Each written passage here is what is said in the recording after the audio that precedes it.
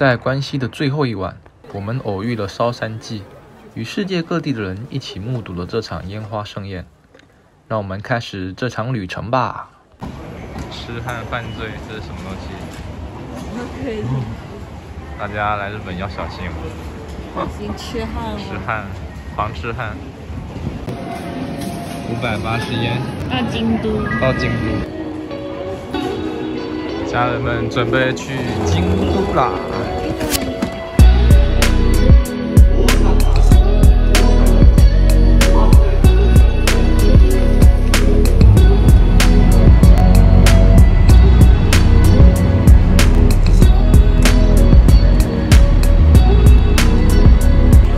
到达京都了，朋友们。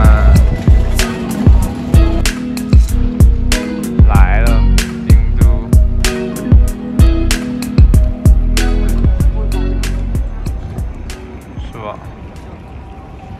简单打卡下京都车站，建筑挺有意思的，感觉京都地下商业街比地上还热闹。尾随的吃。京都这几天我们住在鸭江旁边，去各个景点比较方便。鸭川倒是挺干净的，街上都一尘不染的。老实说，这个鸭川冬天感觉一般，可能夏天比较好看。能想象到郁郁葱葱的，像菊次郎的夏天那种景色，下次一定。这个天也太干净了吧！出门路上偶遇不怕人的哥哥，你没东西，你不要骗他们。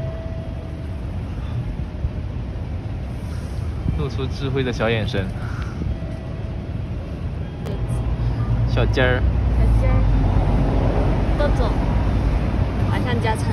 加餐，这么多。眨眼间，我们便来到花见小路。这里是京都传统街区，各种木质小楼鳞次栉比，很适合慢下来闲逛品味。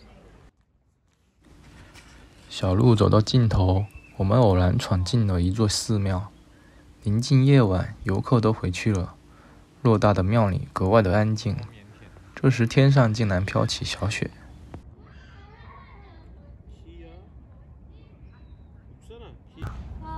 下雪了 ，snow。好大的雪啊！南方人狂喜。狂喜。旋转跳跃。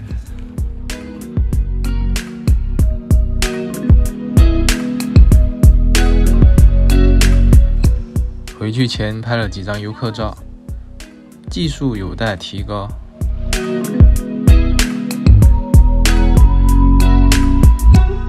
Day 2。今天过来二条城溜达一下。1603年，在江户时期幕府将军德川家康的一声令下，修建了二条城。德川家康在漫长的战国时代后，统一了日本，引领日本迈入了长达260年的和平与繁荣时代。门口一进来有个参观的宫殿，好像叫二之丸御殿。本着门票钱都花了不浪费的原则进去瞅一眼，里面的很多画还是非常精美的，不过布局都是开放式的那种日式隔断，也算是直观的体验下建筑师莱特受这个影响提出的流动空间概念。不过有一点很想吐槽下，我们去的11月份，这个地板只能穿袜子，凉透脚底板，透心凉，家人们。逛完御殿后，天气逐渐晴朗起来。我们发现后面的园林大有乾坤。另外，这个天气实在是太通透了，很像云南丽江、大理那种洁净透亮的天气。不知道该怎么表达这种天气，反正我的眼光可以随意在空间中穿梭自如，纵享丝滑。我想往左看，我就往左看；我想往右看，我就往右看。这如果夏天的时候，草都长起来，应该蛮好看的。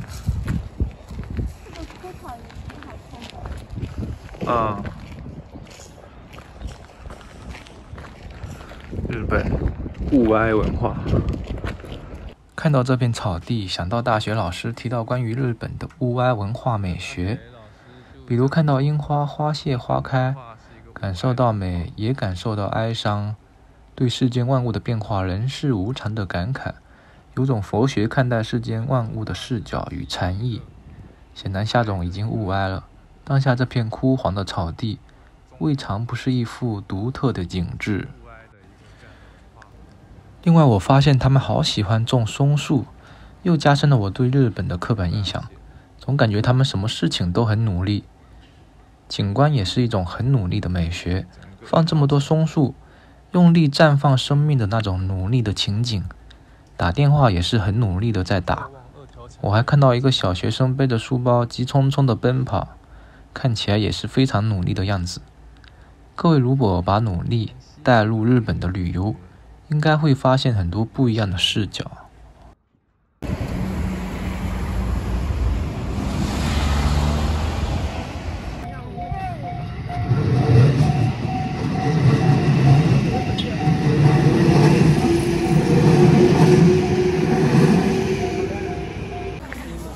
很多人哦，见道和大社。京都最著名的景点之一，恐怕就是这个千本鸟居了。网上看的介绍说是绵延数公里，今天终于能过来见见真面目。游客好多啊，密密麻麻的，感觉不输国内小长假的阵势。啊，这么多人！今天周几啊？今天周五。天，都是人。有点搞笑。路上遇到一串猫肉，他们在看啥？不知道。一排在那边，有点搞笑。1、2、3、4、5。真的，看到这群猫，有种想把它们串起来撸的冲动。这是大鸟居，后面还有小鸟居。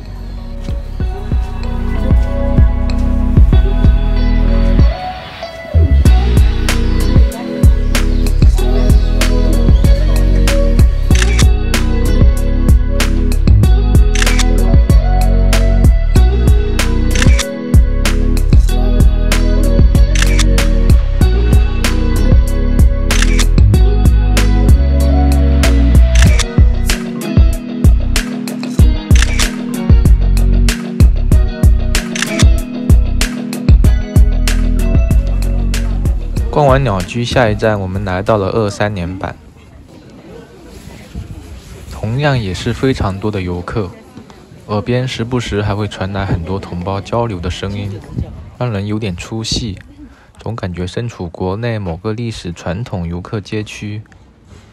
本来想找个地方拍点合照，奈何我技术不行，人又多，我又菜，最后变成溜达闲逛。